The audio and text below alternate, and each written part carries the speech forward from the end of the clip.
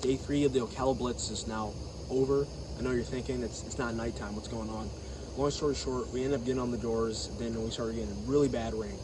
Usually we knock in the rain, but this is like hurricane rain. So we just ended up calling it a day because, number one, if you would have stayed out there, one, it's not safe.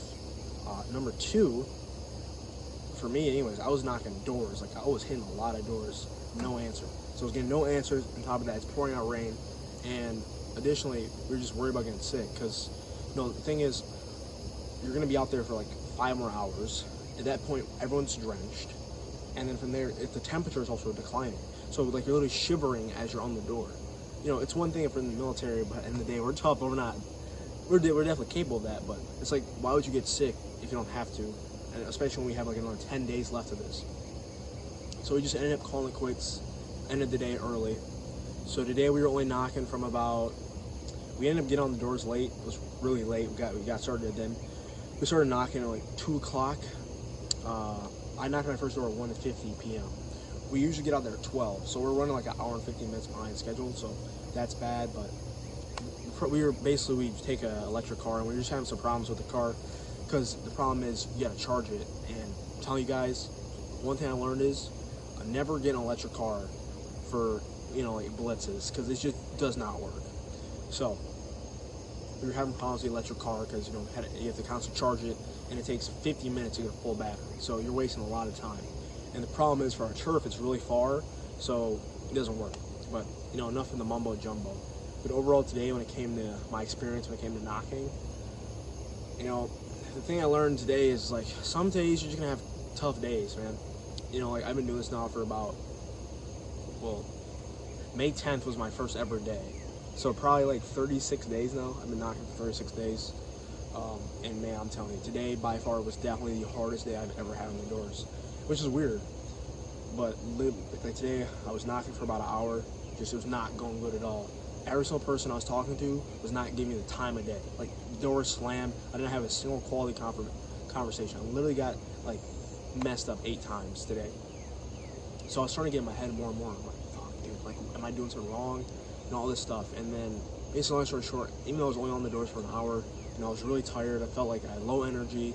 I'm like, dude, I gotta reset, or I'm just gonna waste today. I cannot waste today. So I ended up walking to the gas station. I bought 2 Monsters. I'm like, yeah, let me just get 2 Red Bulls. Let me just get some energy in me. I crushed 2 cans. That's like 160 milligrams of caffeine. It was a lot, but I really didn't feel any difference, other than I became more focused. So then I started to become more focused. I was knocking doors. People were lying to me, telling me that they're renters, even though I know they're homeowners. And then, just continued to get the door slammed. The one time I had a quality conversation, the guy was a buyer. I fucking knew it. And then his wife came out and said this bullshit and literally killed my deal. Because if I would have gotten him, I guarantee you she would have done it. But, there's no way to know. But I'm telling you, I was connecting with that guy immediately. He had a Patriots license plate. I was making fun of him as soon as he came out. I was like talking about the Patriots. I'm like, man, dude, I'm gonna take it easy on you because I'll take it easy on you, even though you guys always kick my team's butt. Because Buffalo Bills always got killed by Tom Brady. So I brought that up. The guy thought it was hilarious. He's like, yeah, sorry, man. And then we just started talking about solar, and it was going amazing. And then his bitch ass wife comes outside and basically says, she's like, I don't want anything on my roof, and then goes in the house. And at that point, it was before I even brought up solar. So she just somehow knew. Maybe it's because I have a sun on my t-shirt. Who knows? So that ended up happening, and then, dude, I literally just had to take a break. After, I was walking, it was hot as hell. So I'm like, dude, fuck, bro. I'm like, it's hot as hell. Like, literally, it's like only been out here for 1 hour at this point. I'm completely drenched in sweat. So I ended up I was just starting to get in my head, dude. And I sat on a bench for 5 minutes. I was like, fuck, bro, I gotta get out of this headspace or I'm just gonna waste the day. And I started self-talking to myself. I started I was thinking of Alex Ramosi in my head, and he's like, a lot of people want the Jordans, but they're not willing to pay the price. Obviously, I'm paraphrasing, but long story short, what that means in success is a lot of people want to be millionaires, but they're not willing to pay the price. And the price to become a millionaire is you have to pay with sacrifice. And in the short term, you're going to have to sacrifice your feelings. You're going to have to sacrifice, the good times, quote unquote. And by good times, I mean things like, like leisure activities, like you're gonna have to sacrifice watching TV, you're gonna have to sacrifice hanging out with your family, you're gonna have to sacrifice all these things in order to get what you want. So when I sat on the bench, I was just like thinking about that. I'm like, I chose this path, and I'm not stopping until it works. So I got my ass back up after like sitting there for 5 minutes. I reset. I'm like, dude, me sitting here is not gonna make my situation better at all. I'm like, action is when you take action, you get the motivation. If you just wait for the motivation to come, you're never gonna get it. So I just started moving, and yeah, so that was how that went. And then basically after that, first guy I talked to, conversation went absolutely terrible. Door slammed in my face again. So then after that, I started to focus more on my, like, resetting my mind, because I was trying to get really angry. I was trying to get angry at the process, because these people are being dicks. In all honesty, I'm like, dude, this is one of the softest markets ever. It's barely tapped, and people are acting like they get their shit knocked like 100 times a day. So I was starting to get pissed off about that.